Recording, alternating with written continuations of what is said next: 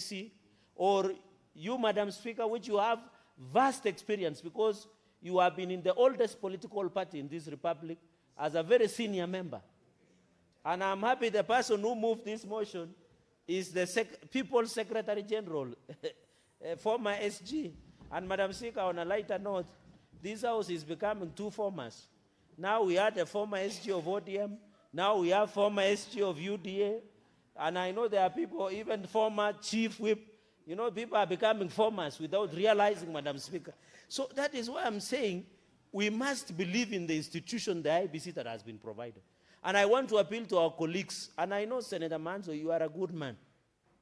I saw you praying in America. If your prayers have reached America, you should believe in the electoral process of this country. We don't want to, Madam Speaker, to believe in an institution. If we attack IBC today, and I saw them presenting their budget policy statements to the National Assembly, I think they want 40 billion plus.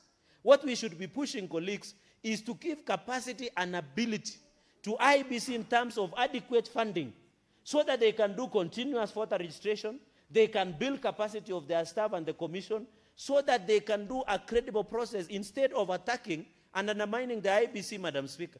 So I want to believe that this report, Madam Speaker, is also emanating, if I'm reliably informed, from the NADCO reports, one of them, Madam Speaker. Let us sort, but to the Kenyans, the problem is not with the elections law. The problem is with us that do not believe or have a mistrust among ourselves, Madam Speaker. With those many remarks, Madam Speaker, allow me to end there, and I beg to second. I thank you, Madam Speaker. Honorable Senators, I propose the question that the National Assembly amendments to the Election Offences Amendment number 2 Bill, Senate Bills number 28 of 2024 be now considered. Senator Manzo.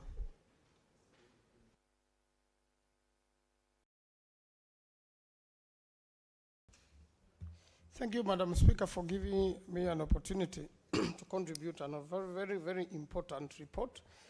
Madam Speaker, when IBC appeared before the Senate committee of JLAC, where I sit, you know the law relating to voting and the Constitution is Article 86, which reads that at every election, the Independent Electoral and Boundaries Commission shall ensure that A, whatever voting method is used, the system is simple, accurate, verifiable, secure, accountable, and transparent. Madam Speaker, based on this, Article 86 and the following articles which deal with election, every report which is made and every law which is made in relation to election, Madam Speaker, must conform to this simple policy of the Constitution.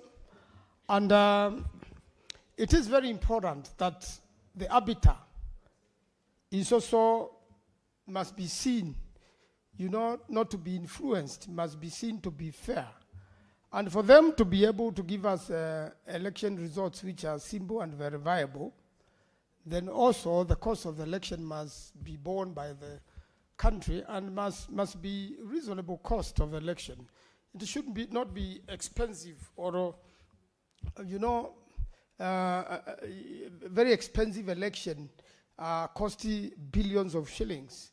The printing materials and the procurement of the same must be safe and the cost must be reasonable.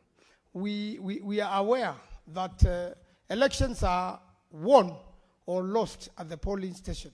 And the system we have, just like Senator Cheregei has spoken about the systems in other countries, at every polling station, we should know who won and who lost the election. That's where it begins. But now when it comes to transferring of the election, problems begin to mount. And when you have the Joseph Camargos of this world and their system, Madam Speaker, there is likely to be a problem. I have been in the election petitions since 2013.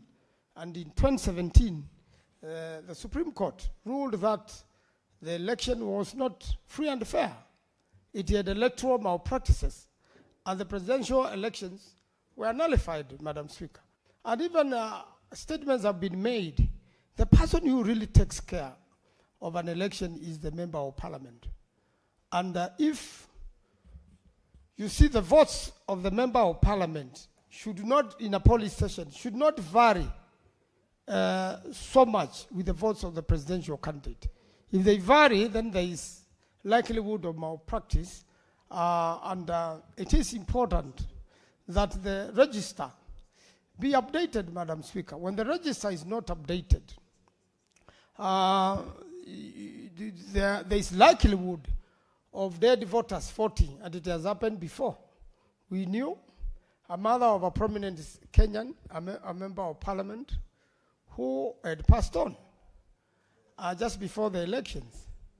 But after election, when we went to check the paperwork in that polling station where she used to vote, we found that she had raised from the dead, gone and voted, and went back to the grave. So those malpractices do exist. They are there.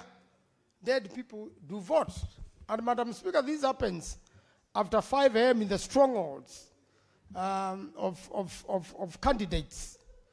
In fact, in the 2017 election, there had been cheating in 38 constituencies for presidential vote on one side and 16 constituencies of presidential vote on the other side. You know, so that it's like the presidential candidates were competing on cheating. And this is done by collusion at the polling station after 5. And therefore, it is unfortunate when we scrutinize during court trials and you find that there is electoral malpractice. So first and foremost, we want the Electoral Commission to make sure that there is no cheating in the country. And that's why the United Alternative Government is clear that the arbiter must be seen to be free and fair. And after 2 visits to the IBC, I have realized this is a team actually the country can rely on. We had accused them of being a commission belonging to William Ruto, but now we are convinced that there are Kenyans there. And the person who we had a problem with, Marjan, has left on his own volition, which is a good sign that good things are coming. But the next CEO, who is very important, must be a person who cannot be influenced, must be a person who will not misadvise the commissioners, must be a person who Kenyans can trust, and in the event we don't trust him, then we have to voice it out, Madam Speaker. We cannot just keep quiet and we are going to participate in this election. In fact, the biggest clients of the Electoral Commission are political parties. So every coalition, every political party is free to visit and make their case with the IBC. No one is stopped from visiting the IBC. So when the United Opposition visits the IBC, they visit because they are stakeholders of the election, and they need to be sure, and they need to make proper presentations. And electoral offenses have not been taken seriously in this country. If electoral offenses and the punishments thereof were prohibitive, people will be careful not to mess. We have seen elections with violence. We have seen, even in Kisii yesterday, people plotting violence against opposition leaders, alternative government leaders, visiting the people. Why will you attack them? Why will anybody plan an attack on Sifuna when he's going to meet people? You should let Sifuna have his meeting, and any other person who wants to go to Kakamega do a meeting, also do their meeting, and let the best man win.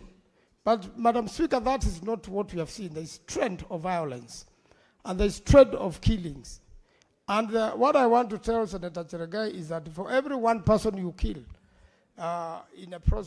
because of politics, the person alleged to be accused of that killing loses votes. By the time you mourn that person, by the time you bury that person, it's all political. Kenyans are making their mind as to where they will vote. And the IBC must also come up with proper mechanism of promoting and educating voters. Voter education, Madam Speaker, has been missing. We are aware that voter registration will start massively and to every police station on 29th March after Ramadan is over. So I really want to call upon the Sifuna followers and all the young people in this country to go and register as voters, because finally it is the vote which counts. You can shout as much as you want one term or whatever terms you want to shout, but so long as you are not voting on the voting day, your effort is totally a waste of time. And I think now it's a time the young people and the 8 million Kenyans who did not vote last time should be very upset with how things are being done currently, and wake up very early to go and vote and bring a just government of the people. It is not going to be easy for anyone to put this country back to track. I saw the president yesterday say that his focus is on the ball. But unfortunately, with the golf ball, sometimes you, especially if you are an amateur, you hit it and it goes into the forest.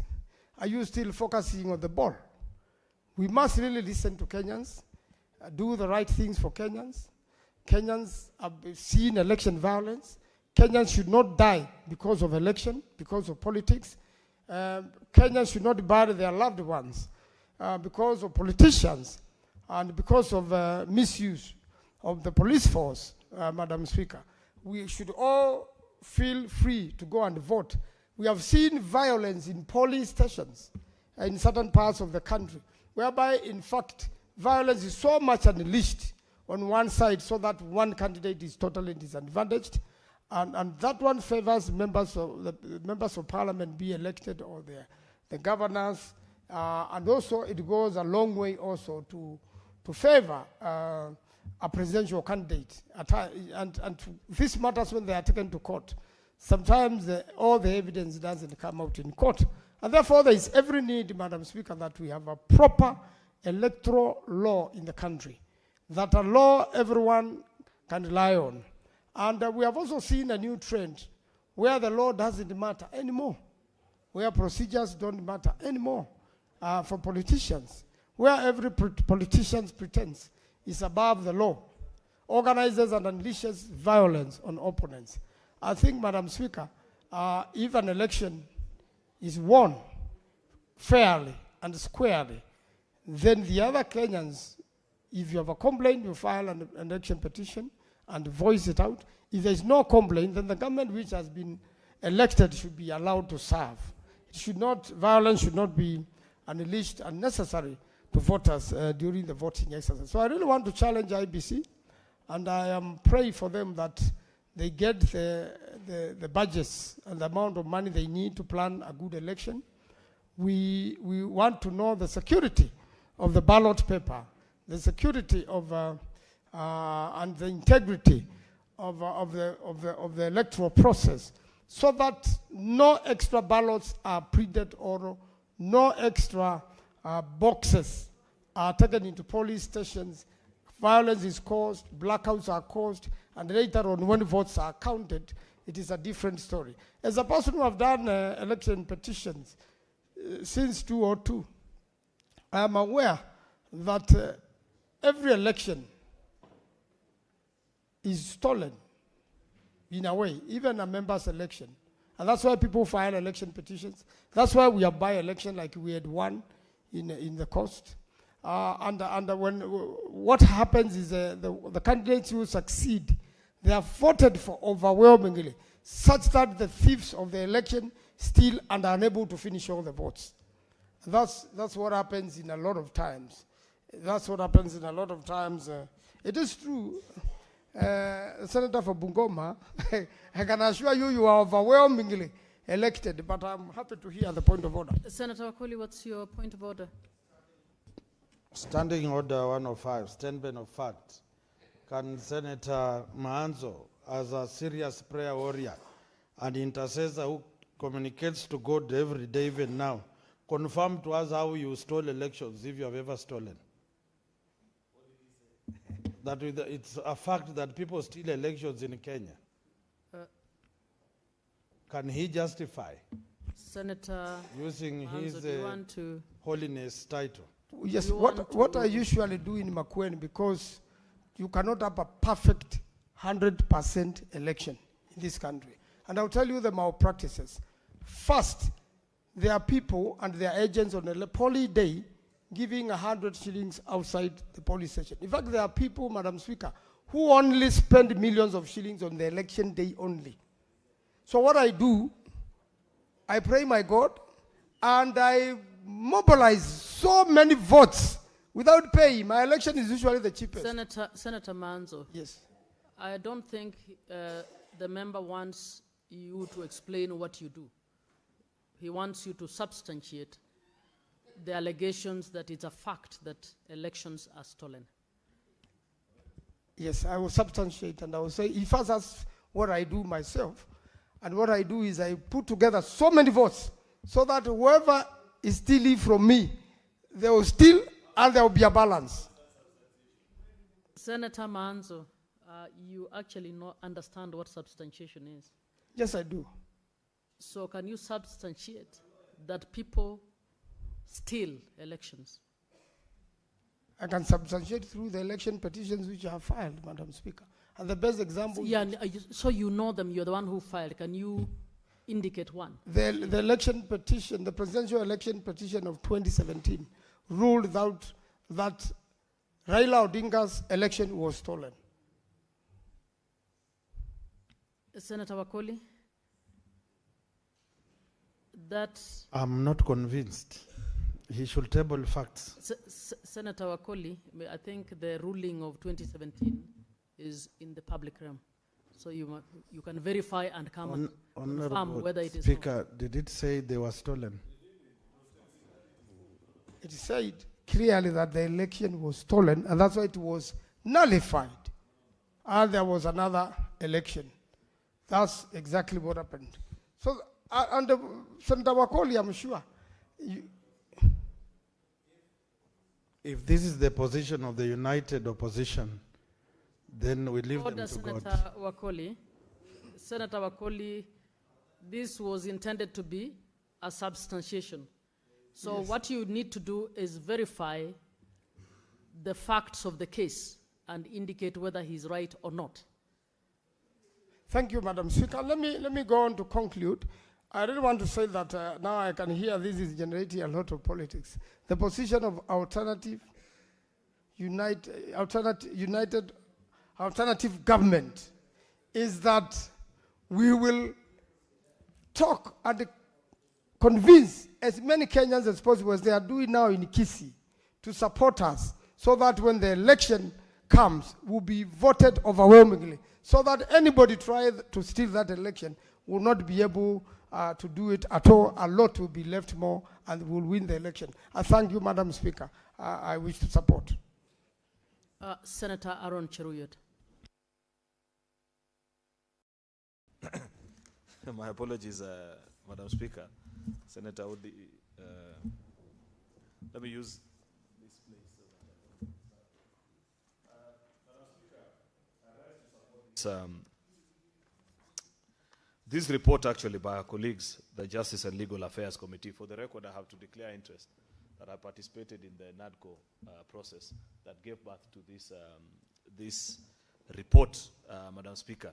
And therefore, as I speak, I'm acutely aware that this is a reflection of the House rejecting part of the work that we did and the justification. I think I have quickly skimmed through what are some of the concerns that people could be having with that particular phrase. And I think the bigger challenge here comes with the fluency with which this report was drafted, particularly on the phrase undue delay, Mr. Speaker. The stakeholder, if you read paragraph 15 of the overview of the stakeholders' submissions on the particular bill, which is where this report premises its arguments on, is that the stakeholders submitted that the proposed wording of unreasonable delay, quote unquote, as in clause 2A of the bill, waters down the intent of punishing delays in declaring results because it has not been clearly defined, thus rendering it prone to misinterpretation.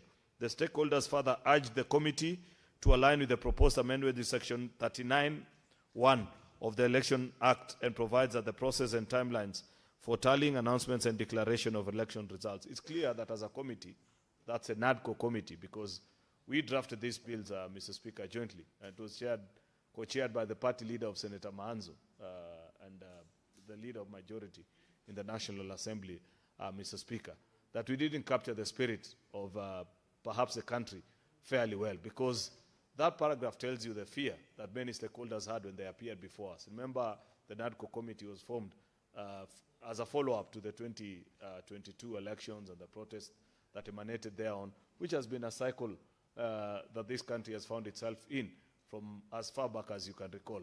I think 2007, there were similar issues, 2013, 2017, 2022. Mr. Speaker, God knows about 2027 as well. And this is part of what we were aiming to address. But it's quite clear, if you read through the observations of the various, stakeholders that appeared before Justice and Legal Affairs Committee, it is quite clear that perhaps we didn't make it as exclusive or elaborate as many citizens would have wished, because a concern by those who appeared before us was that there were many instances where declaration of results was taking longer than usual. I think if you recall last elections, there were counties where, particularly, let's say in the seat of governor, it took longer than usual. And you know there were challenges. There's a part maybe where you find an opponent has realized they've lost the election, and therefore what they do is to mobilize supporters to go before the county tallying center, Madam Speaker, and ensure that declaration is not made, because we have put so much premium on the actual declaration by either the returning officer for the presidential or for county or even lower level elections, Mr. Speaker, which is a Kenyan phenomenon that I'm yet to understand, because in many parts of the world, Mr. Speaker, particularly older democracies, you don't have this kind of archaic practices. Actually, a declaration is made independently by the various state agencies, and that holds to be the election result at that particular time. We don't have this obsession of can the returning officer declare, either for constituency or for county or even the presidential.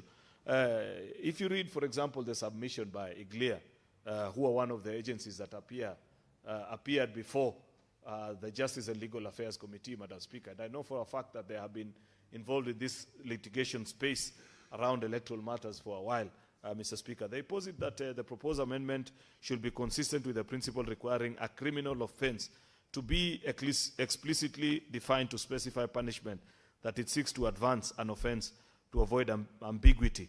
It urged the committee to either adopt the definition of term unreasonable delay with the meaning and the context of the proposed bill, provided specific timelines out of which the delay will be considered unreasonable. This is precisely what I'm addressing, that in our attempt to take into consideration the views by the various Kenyans who appeared before us at Bomas, Madam Speaker, asking us that we provide clarity on this issue of undue delay in declaration of results, we didn't do a fairly good job, Madam Speaker. And therefore, they were asking that, number one, you must tie, because we intended in that proposed legislation to make it a punishable offense by law when you unreasonably delay declaration of election results as an elections officer. But that hasn't been properly specified. Second, and most important thing that they raise is that unreasonable delay is not fluent enough to explain that particular situation, because what I may consider to be unreasonable is not necessarily what you, Madam Chair, will consider it to be unreasonable. Many people will think that the returning officer is perhaps playing some funny games, but it may turn out that they are just counter-checking and they want to be certain and sure of how certain things are being processed. Therefore, on that account, Madam Speaker, despite the fact that I was part and parcel of those who drafted this particular bill, I agree with the wisdom of the committee and agree that we should not accede to the request of the National Assembly that the bill be passed as it is. I know there was a quote-unquote a gentleman's agreement, and Senator Maanzo, you need to check with your party leader. I'm surprised you're here pushing for the position of the committee that we do an amendment to the bill. there was a quote-unquote a gentleman's agreement at NADCO that all these bills, when they come to the House, given that they were a negotiated document, that one, they should not be amended, or if they are amended, then it should be in a bipartisan approach. I don't know whether any of those two conditions has been met for you to support. But I know you're doing your work as a legislator, which is something that is not the ambit of being covered or being waived by a gentleman's agreement, particularly other people. But I thought, given that your party chair drafted this, party leader actually rather, drafted this legislation, you'd be a bit more lenient to us. But I hear what we are being told by the committee, and I think I agree with them, Madam Speaker, that this is something we need to think about. Lastly, Madam Speaker, we must ask ourselves, how far can we go as a country to accommodate the fears of people who fear to lose elections, Madam Speaker? The IBC appeared before the Budget Committee of the National Assembly last week, I think. And I saw they were requesting for, I think, 60 billion between now and the next election. Can you imagine what 60 billion can do, Madam Speaker? And all that is processes that we have had to do and counter-do just to keep some people satisfied and to make sure that every political player feels that their wishes have been accommodated. Mr. Speaker, I have been fortunate to be part and parcel of the winning team in all the 3 terms that I've been in this House, Madam Speaker. And I know that electoral contests are not easy to win. But people must also concede that in any contest there must be a winner and a loser. We seem to be perpetuating a culture in this country, Mr. Speaker, Madam Speaker, where people don't want to accept results. And many times they begin to speak about it even ahead of time to prepare their supporters, so that in the alternate, when they lose, they have a justification. We know these games, but we must be adults at some point and tell each other the truth, that I know I have campaigned and I have done sufficient work on the campaign trail for the citizens of the country to give me the permission to lead them, Madam Speaker. This business of drumming up, beating drums of war every now and then, oh, you'll not steal our vote. Which vote? If you believe you have sufficient vote, Madam Speaker, you go out and seek. You know, I saw a gentleman last week on Sunday bragging before the country that, oh, you know, I took care of examination and nobody stole exams. Yet he's a gentleman who one is indicted by a committee of this House, that the only record they left at the Ministry of Education is that they stole public land belonging to a primary school in Ruaraka, Madam Speaker. And they want to lecture us about electoral integrity, that they will guard the votes. There is nothing, no business we in the political class have with regards to guarding of election, Madam Speaker.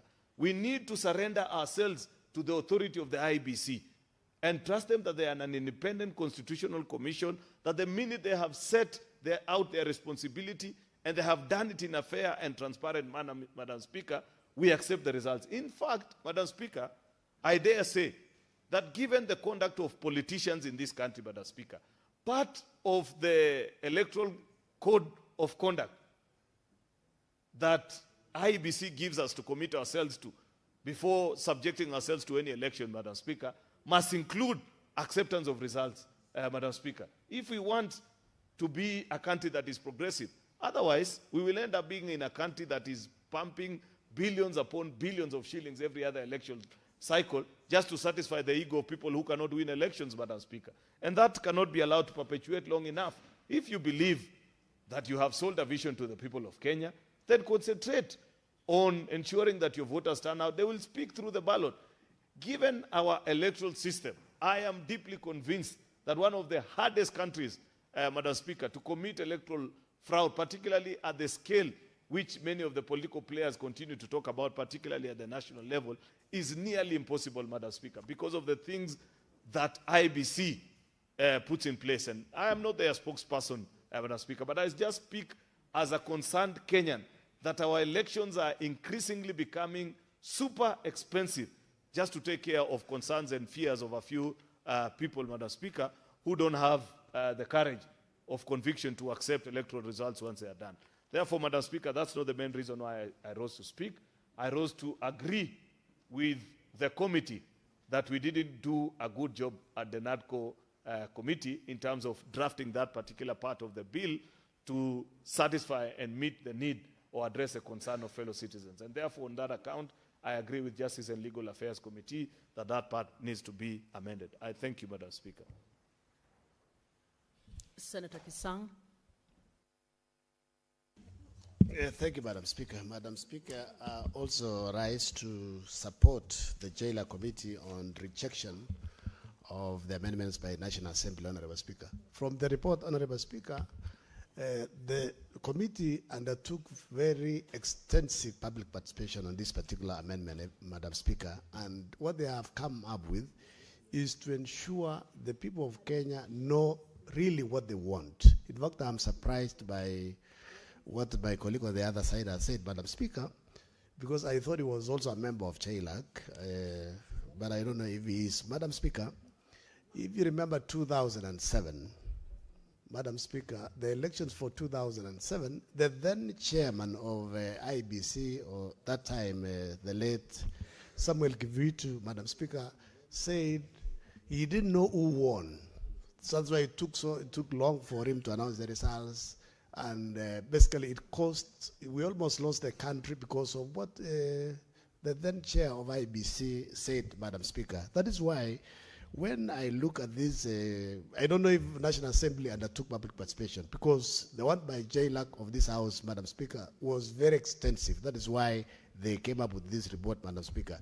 You can imagine, Madam Speaker, when you say there is has to be announced and reasonably no delay or reasonable time. This is very subjective, Madam Speaker. And the law already is providing that at the close of the polling station, the results for 5 candidates, governor, senator, member of National Assembly, women rep, and MCs are announced after the counting of the votes, Madam Speaker. And the law is very clear. The one for the president should be declared not later than 7 days. But when you say unreasonable delay or reasonable time, what is this? This is very subjective. A month can be reasonable time. 2 months can be unreasonable time. So basically it means we will be putting the country in a very precarious situation, Madam Speaker. This, I agree that we reject this amendment by National Assembly and go by what our committee, JLAC, proposed, Madam Speaker. Madam Speaker, you know, I'm surprised when people say elections are stolen. You know, as Senator Majority Leader said, maybe we need to also amend the law to ensure when we are subscribing to the conduct of elections, Madam Speaker, we say we will accept the results. This is a game. Elections is like a game. It's like what happened yesterday. Manu played with another team and they won. It doesn't matter by how many calls or by how many votes. For the presidential, it's 50+1. You cannot say you have stolen when yourself, as a candidate, you have not campaigned enough, you are assuming you don't even have agents in polling station.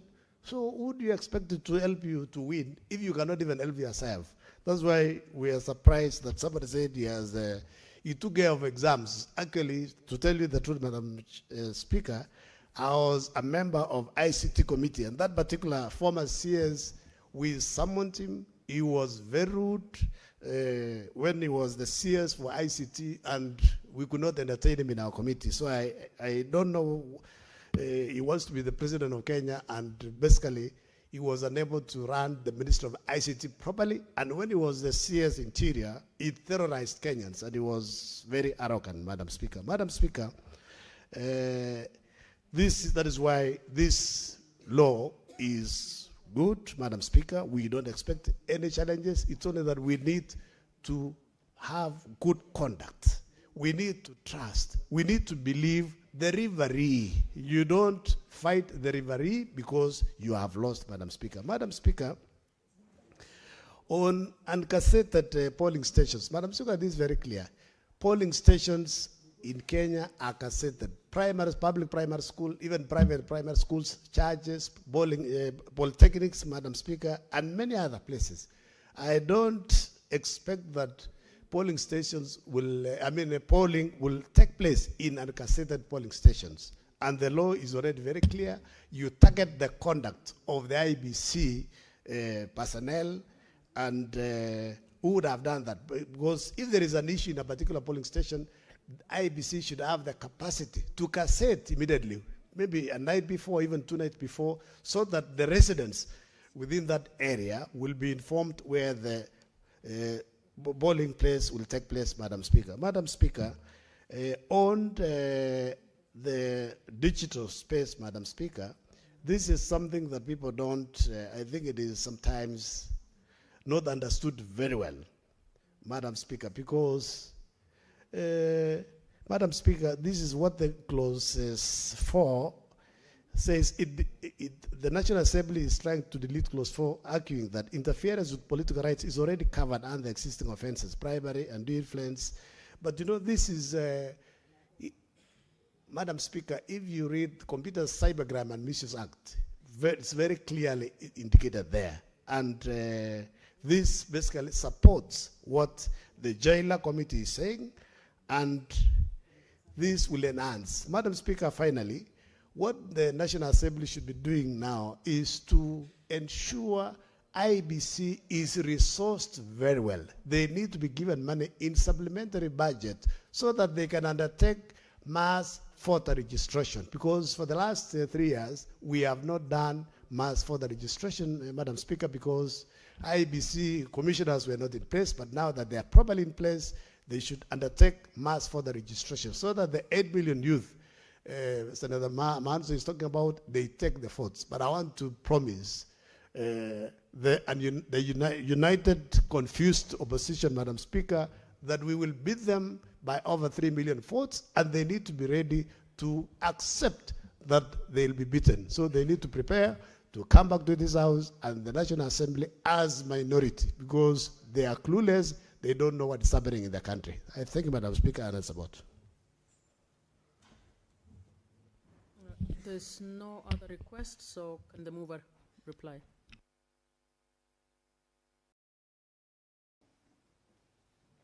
Honorable Speaker, thank you for this opportunity to reply to this motion. And I want to first thank Senator Chiraligei for so ably seconding the motion, this very important motion.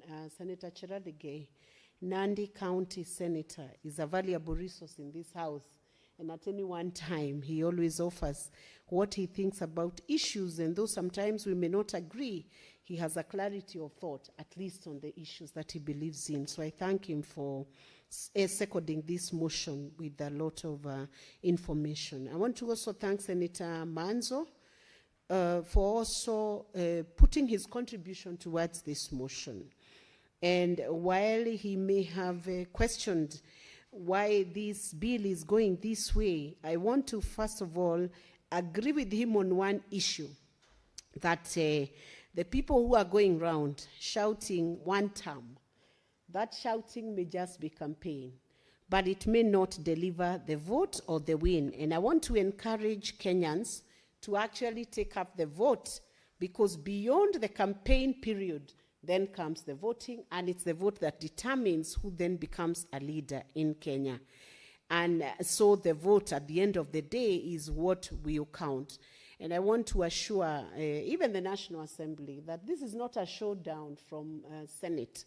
What Senate has done is that it has looked at the proposed amendments and subjected those amendments to constitutionalism, so that we keep within the legal parameters that we are supposed to observe when we are enacting the law. Thank you, Majority Leader Senator Aaron Cheriot from Kericho County, who has consistently pushed the agenda of legislation in this House with a lot of energy and a lot of intelligence. And thank you for admitting that during the NADCO process, the good intentions that were intended to be outputted by the NADCO process have still been met, because these legislations were formulated following that process.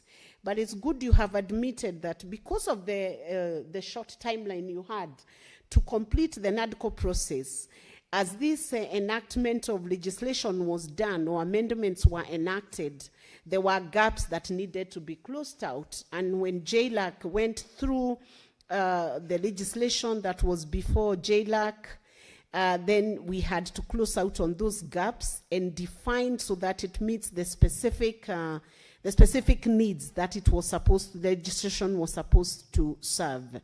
The concepts like unreasonable delay, Honorable Speaker, when that concept is introduced within just ordinary legislation that is which is subordinate to the Constitution, then to subject it to the constitutional time limit is the correct analysis of issues and is the correct guidance of how that legislation should move, and that's why Senate JLAC has exchanged the term and the concept of unreasonable delay to lean more heavily on the 7 days timeline that has been provided by the Constitution. And indeed, we need to ponder deeply on what Majority Leader has challenged us to do as a country. How much should we be spending to assure, how much should we be spending in order to assure a loser in an electoral process that that process has been checked enough and has been fair enough for them to accept the results. Indeed, Honorable Chair, I agree with Majority Leader that Kenya is one of those countries where it should be next to impossible to commit electoral fraud. And in fact, Honorable Speaker, I have listened to even the UK, the jurisdiction in the UK on matters electoral. Honorable Speaker, they are amazed at the kind of a system we have in Republic of Kenya. And in fact, they note that they have not deployed, number one, they have not deployed technology to safeguard the process. Kenya has already deployed technology. So Kenya is advanced in many, many respects in electoral matters. And I believe NADCO process gave us an opportunity long before 2027 to streamline all the electoral laws so that we do not have those showdowns that have been there in previous elections in 1997, 2002, 2007, 2012, 2017, 2022. We should not carry on with those disputes that are unnecessary, especially when the law can be straightened out. So what JLAC has done is to ensure that the bill is meeting the standards that have been set, or the contributions that have been given by stakeholders have been taken on board. The contribution of the NADCO process are taken on board, and the Constitution is adhered to so that we do not fall outside the parameters of what would be good constitutionalism. And Honorable Speaker, I also agree with the contribution of Senator Kisang and thank him for supporting the report of the JLAC, rejecting amendments that are bringing ambiguity to the Election Offences Act. And it is like we are all agreed that if the law has to be changed, if the law has to be adjusted, then it has to be adjusted or amended in accordance with what is provided for the overarching constitutional parameters. So with those many remarks, Honorable Speaker, I also want to thank your office for the support you have accorded to the committee as we proceeded with this task, and I would urge all the members to continue adhering to peaceful ways of campaigning, because the purposes of this law and the purpose of making amendments to the law is to ensure that, first of all, we are not having the kind of conflicts, Honorable Speaker, that have been coming with every electoral cycle. We are not having the kind of mayhem that we are starting to see when politicians have decided that it's time to reintroduce early campaigns. Indeed, Honorable Speaker, if we were to seek the opinion of Kenyans, we might as well discover that they may not be interested in heavy campaigning right now during this season before 2027. So mine would be, even as we amend, even as we go through these amendments and we go through this legislation, is to urge everybody that we let's tame the language we are using in public. Let's be more tolerant of the views of every person, and let's remember that everybody who's interested in any seat or in any political office is a Kenyan, and they deserve to be treated with integrity and with respect, and ensure that while we are campaigning or doing whatever it is that we are pushing, or whatever agenda it is that we are pushing within this period, we should do it in a manner that leaves Kenyans safe and that leaves nobody hurt because of the campaign period. And with those many remarks, I beg to reply. And Madam Speaker, I also beg and request that the putting of question be deferred to a later date in line with Standing Order 66.3. Thank you, Honorable Speaker. The putting of the question is so deferred. Next order.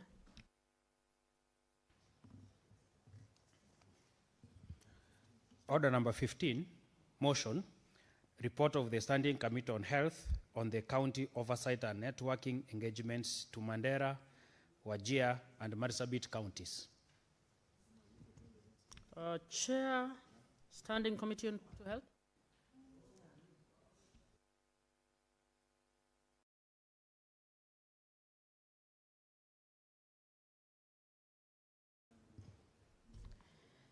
Thank you, Madam Speaker.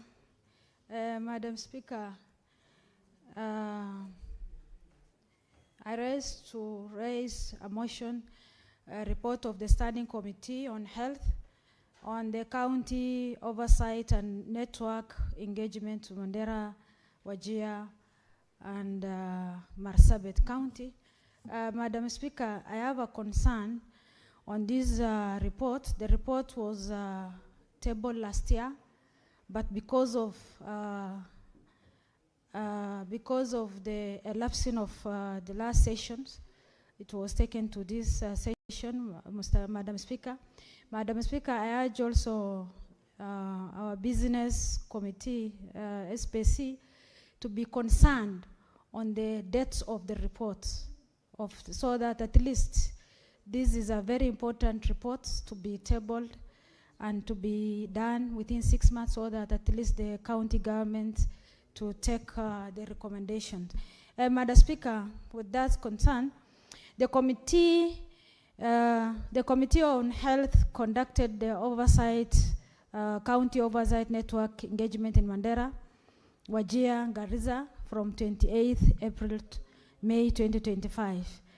Madam Speaker, the committee ordered to gather this evidence, some evidence and information receiving within the parliament, and the key of how it engaged with the member of the public. Madam Speaker, the committee engagements involve in the site visits to the key health facilities, direct interaction with the county leaders, the healthcare workers, and the members of the committee, the members of the public. Through the interactions of the committee, gathered critical evidence on the health, on the advance of the healthcare personnel, the status of the medical equipment, the supplies, and the effective of the emergency and the referral systems, and the implementation of digital health record.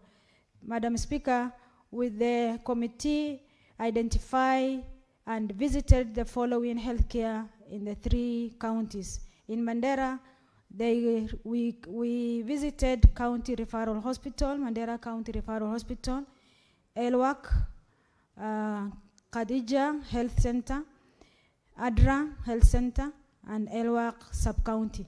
In Wajir, TB Panyata, Hodan Dispensary, Wajir County Referral Hospital in Wajir County.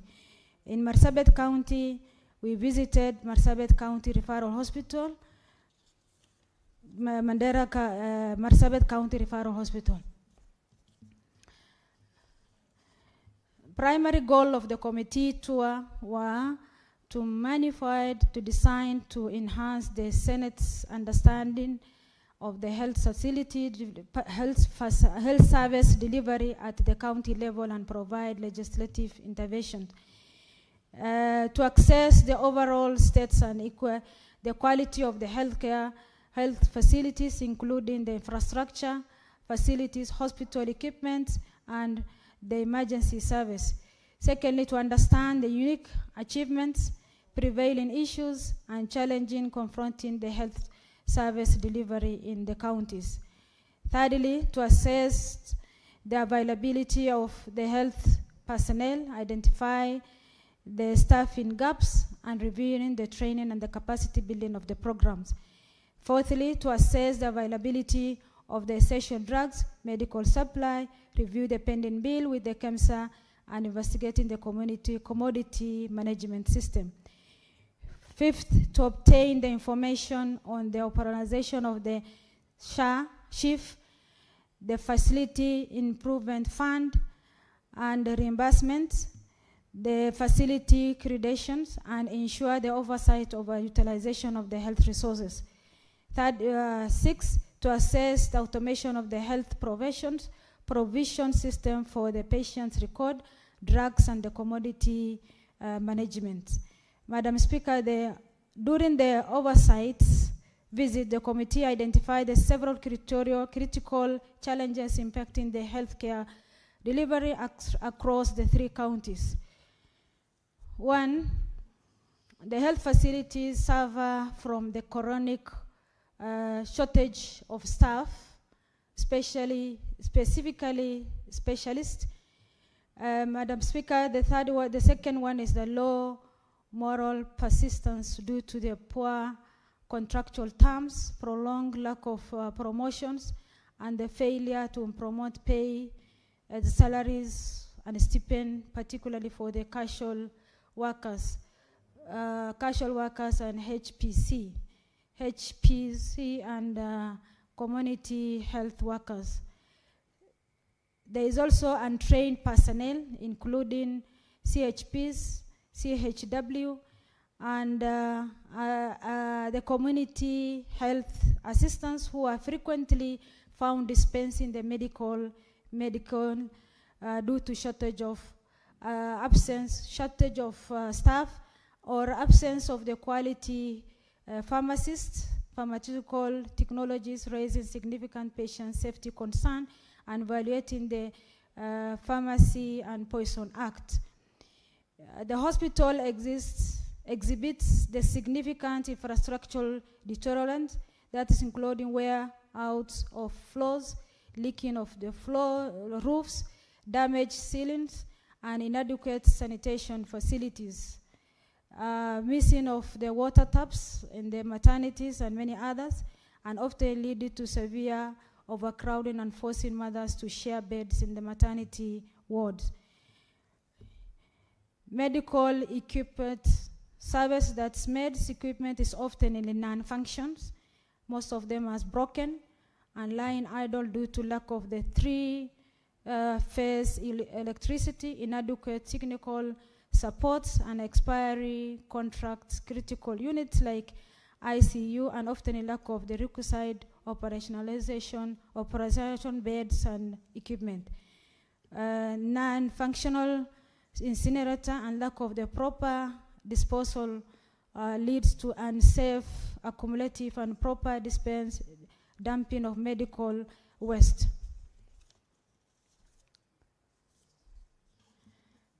Many facilities lack a proper security infrastructure, that is CCTV and perimeter wall. The county's routine face supply of shortage of essential drugs, and Madam Speaker, we realize KEMSA fill rate is so fill rates were not in some areas were not met, and meat supply needs persistence, forcing the patient to purchase medicine privately. Accumulations of expired drugs on the shelves. Most of the counties we have visited, almost 24 of the counties, they have the same issue. This is across all the counties. There is expired drugs on the shelves in a store and widespread, indicating the poor storage management and inadequate disposal. The health record management and inventory control systems are heavily insufficient. That is manual and paper-based process. This leads to discrepancy between the physical stocks and the recording inventory. They hinder the data accuracy and slow information of retrieving and comparisons of auditability.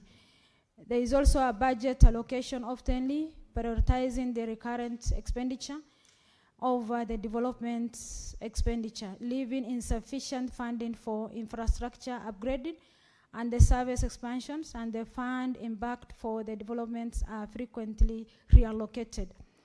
A significant delay and inconsistency in reimbursements from the SHA is all over in the counties which we have visited. The hospital liquidity affected day-to-day operation and the service delivery. Madam Speaker, the committee has also provided the actionable recommendation directed primary to the county governments and the relevant national agency and the following way. Madam Speaker, the recommendation of the committee is a regular recruitment of the healthcare workers, specialists, and persistence of advance to actualize the employment on an actual contractual or internship terms to close a huge staff gaps. A resolution of the delay salary payments, remittance. Madam Speaker, most of the pending bills on the remittance of the salary reductions, immediately addressing a low staff morale and ensuring a timely remuneration and improving terms of staff.